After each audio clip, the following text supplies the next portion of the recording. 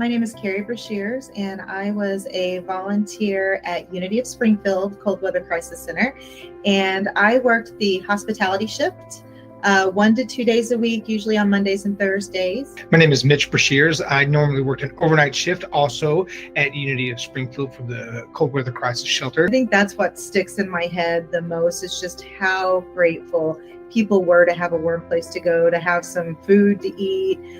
So many thank yous, just so much gratitude. I never felt threatened by anyone and was able to really get to know these people over the course of the winter.